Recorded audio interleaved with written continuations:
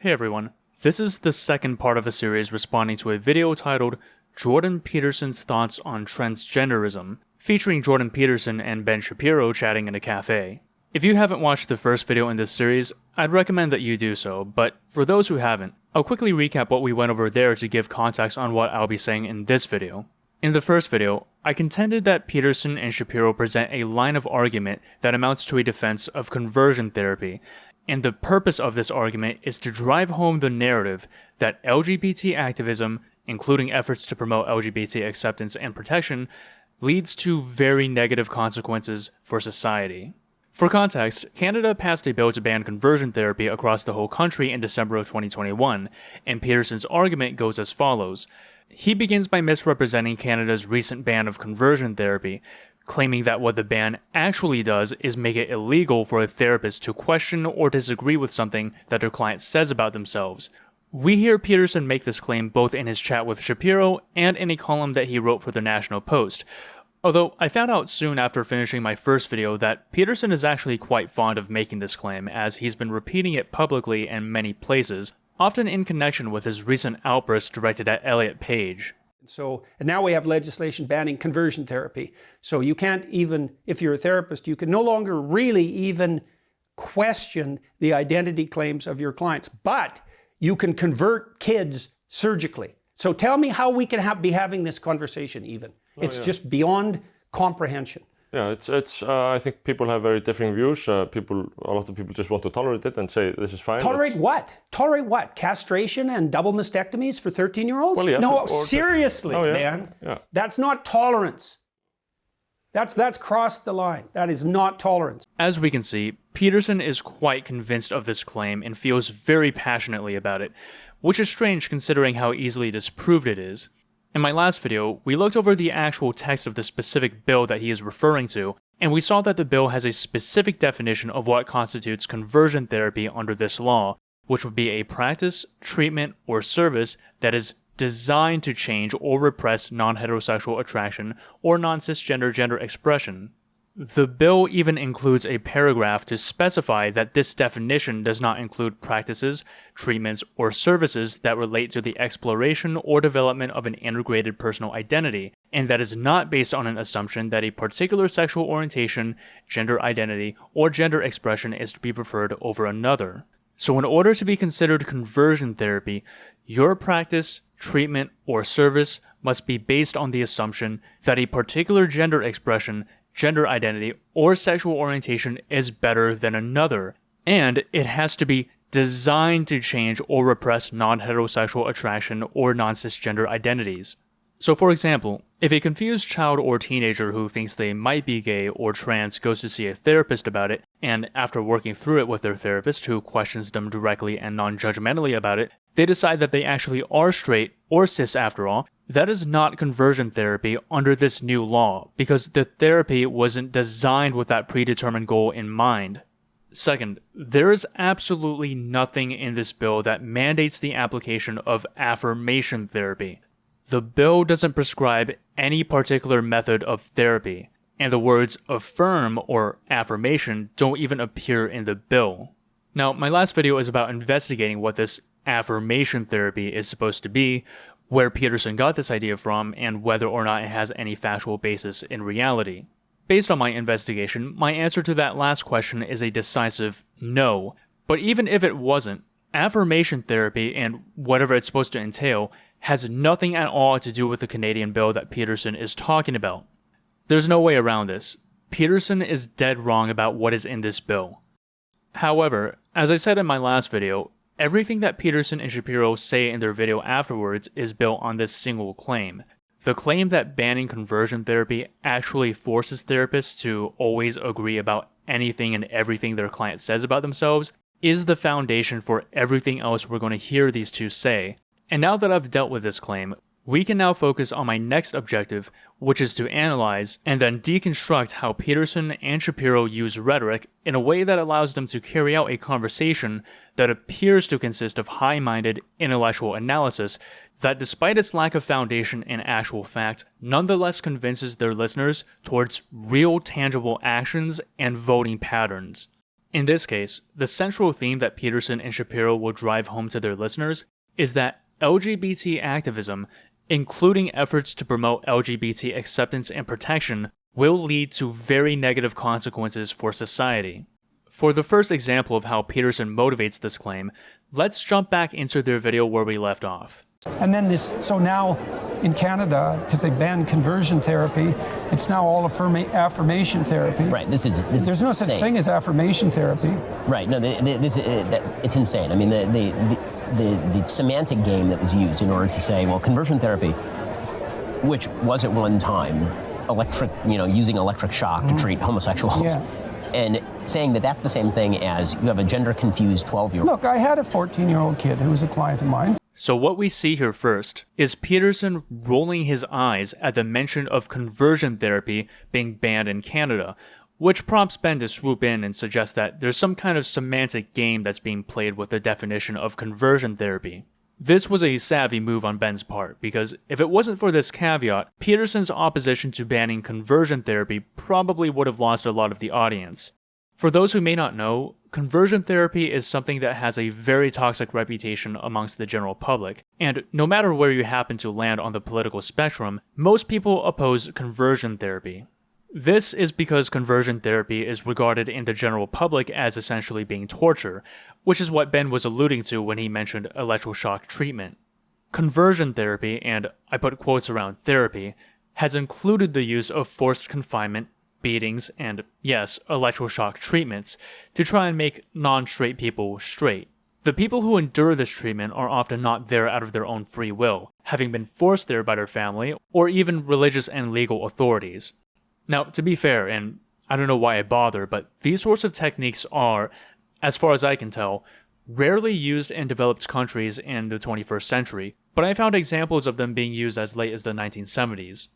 Nowadays, conversion therapy in a developed country more closely resembles regular therapy, which involves talking and stuff like that. But here's the thing.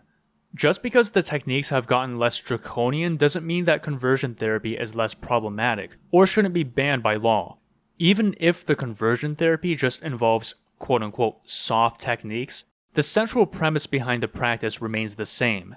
That non-heterosexual attraction and non-cisgender identities are inherently pathological, invalid, wrong. They're not just normal variations in human behavior. They're like illnesses, to be cured. See, by bringing up electroshock therapy and suggesting that that's not what they're talking about, Ben is shifting the audience's attention to the specific methods used in conversion therapy, which most of his audience would be against, and not to the foundational principles of conversion therapy itself, which many conservatives still agree with but are incredibly unpopular. What Ben does here is set up in the minds of his audience that this Canadian bill doesn't ban the brutal kind of conversion therapy that nobody likes. It plays a semantic game to ban other kinds of therapy that are actually good. Ben is interrupted by Jordan, so we don't get to hear him finish, but Ben brings up the example of a gender-confused 12-year-old. The semantic game that was used in order to say, well, conversion therapy, which was at one time using electric shock to treat homosexuals. Yeah.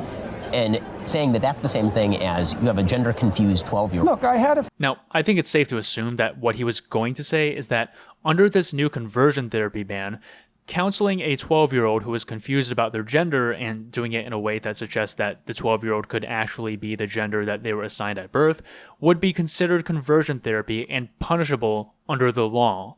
Again, as we've seen, the new law absolutely does not say this, but we have Jordan to complete the thought for us. 12-year-old. Look, I had a 14-year-old kid who was a client of mine, and he was in the mid stages of puberty. He was a pretty creative kid, agreeable kid as well, right? And that's important. So he had a bit of a feminine temperament, and that also meant he could be pushed around fairly easily. Well, there was an aggressively gay guy in his school, was hitting on him and trying to convince him that he was gay. Well, he didn't know. So he wanted to talk to me about it. It's like, well, I was going to tell him.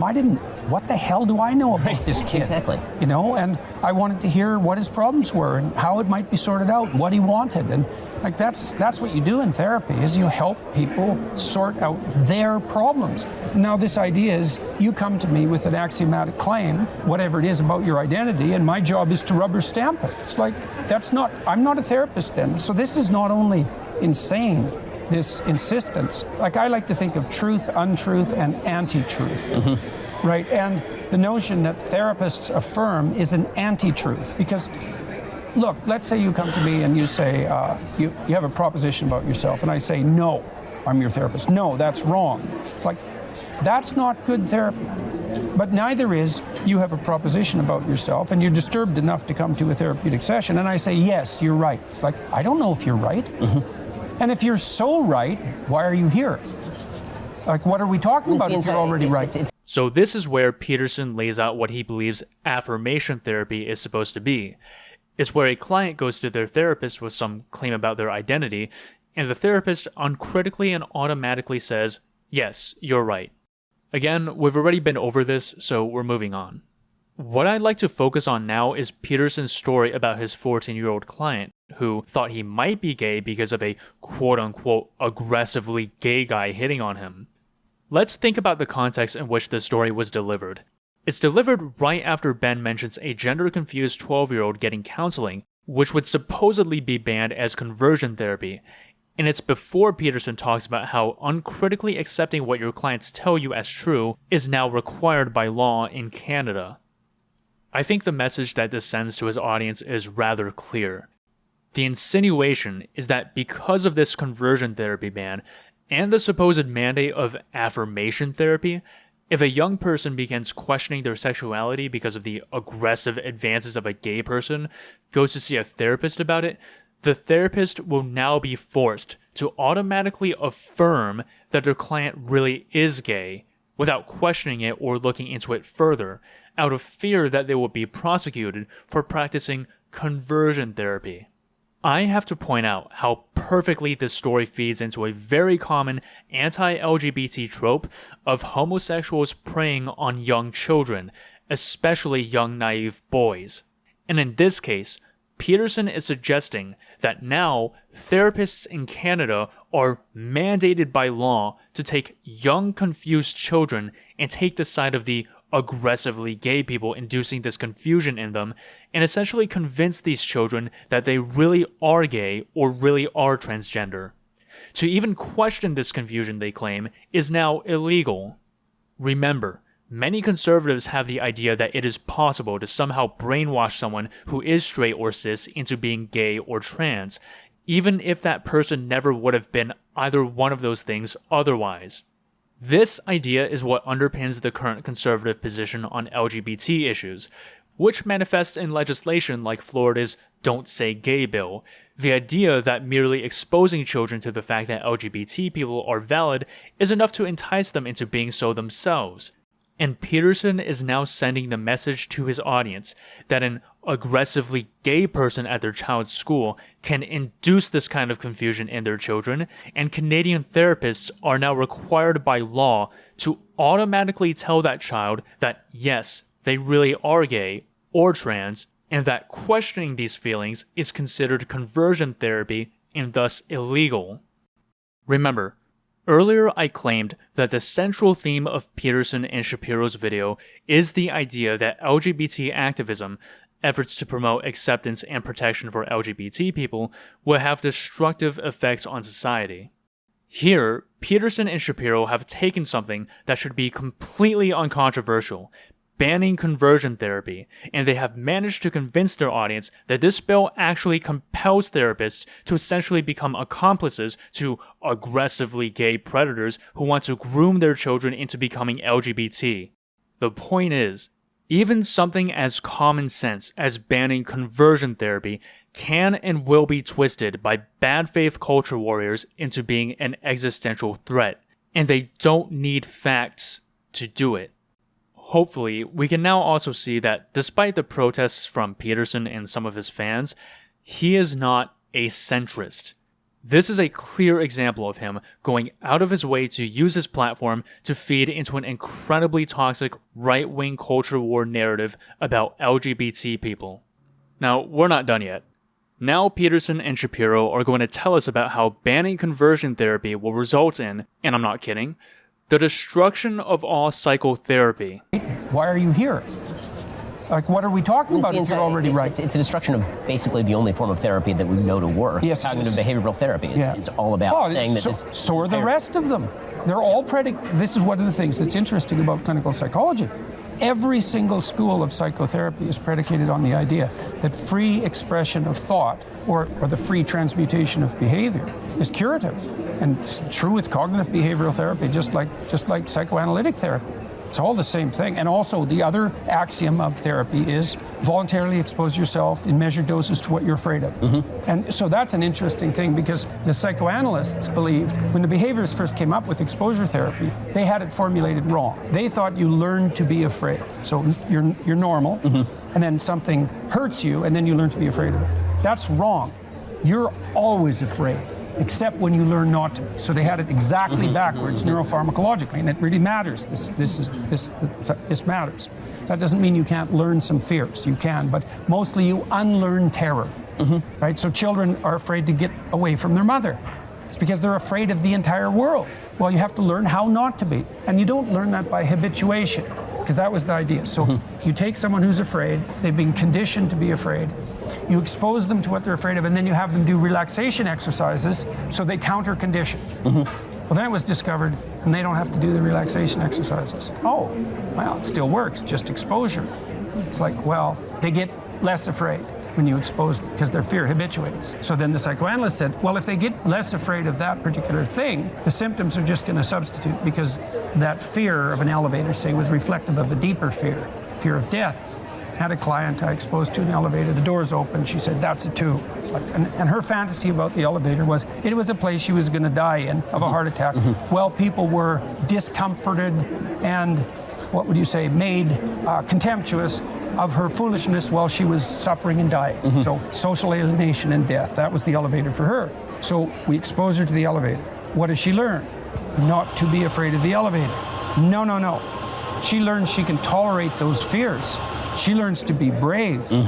And so the psychoanalysts were they were diametrically wrong, because if you expose someone to anything they're afraid of, effectively they get less afraid of everything, right? And so that's partly why psychotherapy is curative in that manner, is that people discover that they're bigger than their fears. They don't discover that the fears are trivial. I think that the cult of authenticity is going to be the destruction of all psychotherapy, and then, because if the cult of authenticity is that your true authentic feelings are what makes you you, then the attempt to make you brave in spite of your fears is a suppression of your fears. It's almost like a Freudian analysis of you're suppressing your sexual desire, and this is not full authenticity. Yeah, right. Why isn't the fear you? Right, exactly. The authentic you. Exactly, and I think that's kind of where we're going. There was a lot there, so let me break it down. Peterson shares an anecdote about a client who conquered her fear of elevators through exposure therapy. She learns to be brave, and that psychotherapy doesn't teach people that their fears are trivial, but that they are bigger than their fears. Then Shapiro ties it back to the topic at hand, asking, why isn't the fear the authentic you? Why couldn't the attempt to make you brave in spite of your fears be considered suppressing your true self? You know, like a form of conversion therapy. Remember, the reason why Peterson started talking about exposure therapy was in response to Ben saying that affirmation therapy, now supposedly mandated by the Canadian government, would be the destruction of cognitive behavioral therapy, to which Peterson responds that it's also the destruction of all the other forms of psychotherapy. Like, what are we talking about if you're already right? It's a destruction of basically the only form of therapy that we know to work. Yes, cognitive behavioral therapy. It's all about saying that so are the rest of them. They're all this is one of the things that's interesting about clinical psychology. Peterson's entire explanation of exposure therapy was meant to illustrate how the conversion therapy ban will destroy psychotherapy. And the point is that making somebody face their fears to no longer be afraid will now be considered a suppression of one's true self, a form of conversion therapy. Then there's Peterson's claim that you are always afraid except when you learn not to be, that fear is your default state. And instances of you not being afraid are the result of you having overcome some fear in the past, even providing the example of a child clinging to their mother and saying that this is because the child is, quote, afraid of the entire world. I want to note right away that on a factual level, this is a very questionable claim, to say the least, and I plan on examining it in more detail in another video. Right now, I am just interested in the rhetorical work that this claim does.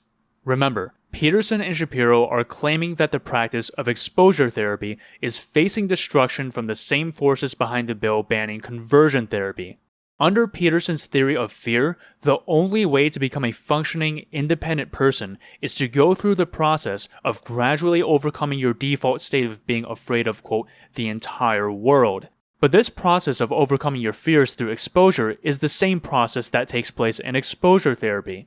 Therefore, the forces behind banning conversion therapy and, by extension, exposure therapy are really fighting against the process of doing the unpleasant work it takes to overcome your fears and grow as a person. You see, what this segment does very well is reinforce a narrative about people who are social justice activists, or on the left in general, that is very popular amongst right-wing talking heads. It is the narrative that social justice activism and left-leaning politics is really driven by laziness, a refusal to take personal responsibility for one's life, a refusal to do hard work, and a desire to displace your personal problems and lack of personal development onto the world around you instead of working on them. The other thing that ideology does, and the radical leftists are also very good at this, is that it provides you with a convenient locale for the existence of evil. And so if you reflexively identify the patriarchy with evil, when you tell young people that the cause of the trouble they see around them in the world, and maybe even the disquiet in their own heart, is the malevolent inadequacy of their society, that rings true. And they don't hear the rest of the story, and it's the rest of the story that I've been trying to tell. They don't hear the story that, don't forget about the evil and corruption that exists in your own heart. Unless you're taught to look within and identify the malevolence there as the primary moral obligation, then you now have an excuse and a moral justification to take out all of your negative emotion, your hostility, your resentment, everything about you that's unexamined on the demonic enemy. And of course, that degenerates with extraordinary rapidity, as we've seen over and over and over. If a young person believes that the climate, the global warming problem on the climate is something that needs to be tackled quickly, and they can't wait until they grow up and become prime ministers to do it, do you think collective responsibility overrides individual responsibility in a huge issue like that? No. Okay. I don't. Okay. I think generally people have things that are more within their personal purview that are more difficult to deal with and that they're avoiding, and that generally the way they avoid them is by adopting pseudo-moralistic stances on large-scale social issues so that they look good to their friends and their neighbors. That's what it looks like. In this case, Peterson and Shapiro have linked, in the minds of their audience, the banning of conversion therapy to a desire to escape even the basic challenge of overcoming one's innate fears. Remember, this is all predicated on an entirely made-up idea about how banning conversion therapy mandates something called affirmation therapy. But narratives don't have to be made of facts. Narratives are made of a succession of examples that can be cherry-picked or forged to suit the purposes of a particular talking head. Narratives are more powerful than single factoids. They act as heuristics for people to help them quickly decide how they should feel or act. The people who watched Peterson and Shapiro's video and found it convincing will likely treat future pro-LGBT legislation, no matter how banal it is, with suspicion and disdain. They don't have to memorize every point that Peterson and Shapiro make in their video. It is enough that the concept of being lazy, of being afraid and unwilling to grow stronger, is now linked to efforts to promote LGBT rights in their minds. That is what the segment we just watched is meant to do. Finally, we're almost at the end of their video. In this final part, we're going to see some of the old topics that have made Peterson so fascinating to his fans, which is some more abstract philosophy and an analysis of the Disney animated movie Pinocchio. I want to say up front that what Peterson is about to say will probably be hard to understand for some people, but don't worry, I believe I understand what he's saying here, and I'll be here to decode what he's saying when the clip is done. Authentic. Yeah, right. Why isn't the fear you? Right, exactly. The authentic you. Exactly, and I think that's kind of where we're going. It seems like So this movement towards unity that we were talking about, this is a place I think where like informed liberals and conservatives could meet. It's like, well, there is this authenticity, let's say, and drive for adventure. And you see that elevated to the highest place in some sense in the more careless Disney movies. But the full manifestation of that in an integrated sense is the drive towards authenticity inside this higher order unity. It has to be, because otherwise it's disuniting, it causes fragmentation and chaos. And so it has to be subordinate to a higher order end. And then you might say, well, what is that? Part of that's the reciprocal altruism that the evolutionary biologists are always on about. It's like, some for you, some for me, some for you, some for me, in measure, right? And that makes both of us richer. And so that's part of the higher order unity, and people are intensely reciprocally altruistic. And so it's authenticity in the service of what? Now, when Pinocchio becomes real, he's already rescued his father, right? So he's established an accord with the tradition that gave birth to him already. He's revitalized that. So when he wakes up, he's not free. He doesn't have any strings on him anymore, but he's already existing in a harmonious relationship with his father. It's a big deal. So to make sure we're all on the same page, I'm going to stop for a moment to unpack what Peterson just said. I imagine that it's easy to get lost here because Peterson not only uses a lot of flowery language, but also evokes a lot of concepts from different fields of study very quickly. But I think the point that he's making here can be made rather simply. Peterson is saying that the development of an individual's authentic identity needs to still be developed in a way that can coexist with a larger order that binds individuals together, i.e., society. Peterson illustrates this with the Pinocchio example. Pinocchio has a quest to become a real boy without strings, which is his drive for authenticity and individuality. Peterson points out that the act of bravery and compassion that turns Pinocchio into a real boy is rescuing his father from the belly of the whale.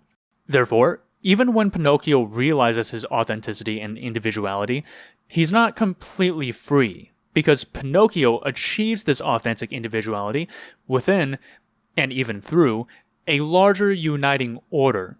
In this case, that larger order is the relationship between a parent and child. So I actually agree with what Peterson is saying here, and in fact, the idea that individuality and authenticity must be developed within a larger order, like society, that serves to constrain and yet simultaneously facilitate our individuality and authenticity, is an important point that I think deserves to be discussed more. Being a member of a community and a participant in interpersonal bonds is not at odds with being an individual. And, in fact, these very bonds are often the very means by which we realize our individuality. Again, I agree with this idea. The thing is, this point seems to be at odds with the hyper-individualism that Peterson, Shapiro, and American conservatives in general have been pushing for so long. Without getting too bogged down on this point, I just want to say that now that Peterson and Shapiro are acknowledging that an individual is much more than just their own personal self, and that significant parts of an individual are actually made up of their community and surroundings, I hope that they and other conservatives can begin to engage with systemic critiques that many on the left make without dismissing it all as just being collectivism. Some issues are more individual, some issues are more systemic, and in reality, many are a complex blend of both. And I hope that Peterson, in making this point, can help people see that speaking about the collective doesn't have to be at the expense of the individual. This is all to say that, again, I don't disagree with what Peterson has to say in that clip we just watched. But Peterson's not done speaking. I paused here just to make sure that everyone fully understands his point before continuing, because we're about to see how he ties this into the larger political point he is making, as well as an example of what makes him so endearing to his fans. His relationship with his father is a big deal. And one of the lovely things about what happens to me as a consequence of my lectures is that lots of fathers and sons come up to me and say, we've really worked out our relationship. It's like, and they're both like, you've never seen smiles like that. It's really something to be stopped on the street and to be told that, to see people so joyful about that, because it's their heart desire, you know? And that's that integration of that drive to autonomy with the family, with the father, with the mother, with the broader community. All that has to be in a higher order unity. Yeah, exactly. And I think that's the conservative insistence, right? Exactly. Is that there are the wall, as you said before, the walls have to exist. You can have autonomy, but the autonomy has to exist within the walls. And then once you let the autonomy or the rationalism destroy all the walls, well, there's no autonomy without the walls. There's just chaos. Many of the comments under Shapiro and Peterson's video on YouTube are very focused on the very moment that Peterson broke into tears recalling fathers and sons who've had their relationships improved from watching his lectures, with many of his fans believing that this is undeniable, conclusive proof of his benevolent character, wondering how anyone can watch this and not believe that Jordan is an absolute force for good. Look, I'm not going to mock Peterson for crying. I know that if somebody told me that my YouTube videos help them in such a dramatic way as helping them mend their familial relationships, I don't know if I would cry, but I would certainly be very touched. But in a discussion like this, it's important to remain as analytical and objective as possible. And when I look at what Peterson and Shapiro say in this last clip, the central theme of what they are saying remains the same. That the acceptance of trans people as valid and efforts to promote their acceptance will result in destructive consequences for society. And my reaction to this rhetoric is the same, whether or not it is spoken through tears. Some viewers might think it's very cynical of me to interpret Peterson's heartfelt moment as just an example of political rhetoric, but to see why I think this is the case, I think it'll be helpful to trace the thread of Peterson and Shapiro's video that led up to this point. First, Jordan brings up Canada's conversion therapy ban, with Ben and Jordan falsely claiming that this means that there is only affirmation therapy now, where therapists will be forced to accept and approve of whatever their clients say about themselves. This leads to a discussion on how this will destroy every kind of psychotherapy, and then Jordan provides the example of exposure therapy being used to treat fear. Then, Ben says that the cult of authenticity will be the destruction of all psychotherapy, extrapolating from the idea of affirmation therapy to suggest that people's fears will just become accepted as part of their authentic self, and efforts to reduce or eliminate those fears will be seen as a suppression of one's authentic self. You know, like conversion therapy. So the conversion therapy ban, and the made-up affirmation therapy that it will now require, is portrayed as part of a misguided effort promoting unrestricted authenticity and individuality, consequences be damned. This point about authenticity is what leads Peterson to discuss the desire for authenticity, and how it has to be realized within a larger order that may restrict you in some ways, but facilitates connection and cooperation. Peterson then sheds tears recalling the fathers and sons he has helped, and he says that this connection between fathers and sons is an example of people finding authenticity within a higher order unity. Peterson then specifically says that the need for autonomy to be developed in relationship to family bonds and their surrounding community is the conservative insistence. Ben then agrees by restating the point. Exactly, as you said before, the walls have to exist. You can have the autonomy, but the autonomy has to exist within the walls, and then once you let the autonomy or the rationalism destroy the walls, Jordan then finishes the point for him, there's no autonomy without the walls, there's just chaos, thus ending the video. Peterson and Shapiro start with a conversion therapy ban, completely fabricate the concept of affirmation therapy, and then use that to weave a narrative about how this supposed unconditional demand for acceptance of all aspects of one's personality is tied to a cult of authenticity, to which Peterson responds by arguing that authenticity must be developed in relationship to a larger order. And an example of this larger order that Peterson tearfully provides is the bonds between family. What's happening in this moment is that Peterson is tearfully putting the image of happy fathers and sons bonding in the mind of his audience, saying that the value of such family bonds is the conservative insistence.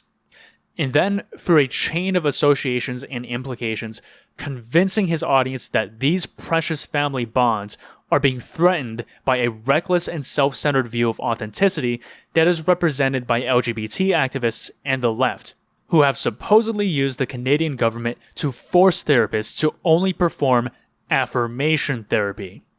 Again, Peterson is feeding into another right-wing narrative that has been used to argue against LGBT rights and protection for a long time, which is that the acceptance of LGBT people will lead to the erosion and destruction of societal structures, the traditional family being one of the most common examples.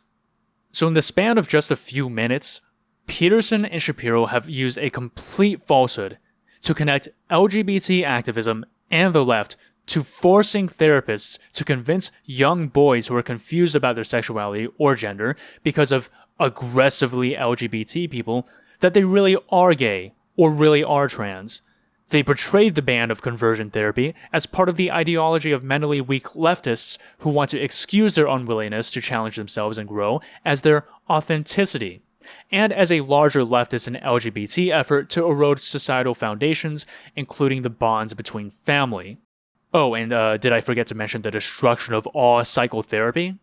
Again, all of this is based on nothing more than an unfounded belief about a Canadian bill that is debunked by simply reading it. So, we've finally finished watching Peterson and Shapiro's video. Now that we've heard for ourselves what their arguments are and the factual basis for them, or lack thereof, I want to take this part of the video to make some more general points about their video. First, I already know that I'm going to get comments from Peterson or Shapiro fans who will take issue with me accusing Peterson and Shapiro of defending conversion therapy. I imagine that the comments will say something to the effect that neither Peterson or Shapiro explicitly said out loud that they support conversion therapy. Yeah, they spoke at length about how this conversion therapy ban will actually lead to all sorts of horrible results for society and destroy psychotherapy, but they never defended conversion therapy. Sure, Peterson rolled his eyes at the mention of Canada banning conversion therapy. He called its ban moral grandstanding, and then went on with Shapiro to sell their audience on a completely fabricated narrative about how the ban of conversion therapy will lead to a litany of horrible consequences for society, and how the ban is really driven by an ideology of cowardice and societal and familial disintegration, but they never said anything defending conversion therapy, so I guess it's all good. Here's the thing. The Canadian bill that they are talking about does actually ban conversion therapy. Not so-called conversion therapy, actual conversion therapy. And these two have gone out of their way to get their audience to oppose this ban by convincing them that it was actually a horrible thing. They are implying that conversion therapy is synonymous with a therapist questioning or merely not immediately agreeing with something that their client says about themselves by claiming that this therapeutic practice is what has actually been banned by this bill. But a therapist questioning or not immediately agreeing with what their clients say about themselves is merely a part of responsible therapy. Therefore, Peterson and Shapiro are implying that conversion therapy is synonymous with normal, responsible therapy, going so far as to say that without it, all of psychotherapy might fall apart. The message behind their video is very clear. Banning conversion therapy is an extremely bad thing, and they sold this message based on complete falsehoods. Here's a hypothetical scenario to consider. How do you think Peterson and Shapiro's audience will react to future efforts to ban conversion therapy in other countries based on what they've heard from these two? Do you think it's likely they're going to be on board with a conversion therapy ban in the United States, for example? Or do you think it's more likely that they're going to oppose the ban based on a reflexive reaction that's been instilled in them by a narrative about what banning conversion therapy actually means and what kinds of motives and people are behind such an effort? Whether or not these two made explicit verbal endorsements of conversion therapy in their video does not change the fact that they are defending conversion therapy. They are protecting it from public disapproval and future efforts to prohibit it. All the while, they also contribute to narratives that convince their audience to suspect the worst about the people who conversion therapy actively harms and about the activists who are trying to stop this harm. Second, I want to encourage us to take a moment and really let it sink in just how ridiculous and cynical Jordan and Ben's little production here is. How ridiculous is it to base an entire conversation on an easily debunked claim about a legal bill that neither of them have read, or if they have read, they're being dishonest about, and go on to pontificate with such confidence about the catastrophic results it will have and how horrible the leftists and LGBT activists are for bringing it about? There are not any facts presented in this video. It is literally just Peterson and Shapiro making things up to generate negative feelings and associations towards LGBT people and the left in general. The sad thing, though, is that the fact that this style of rhetoric is so successful tells you a lot about Peterson, Shapiro, and the audience that they're trying to cultivate.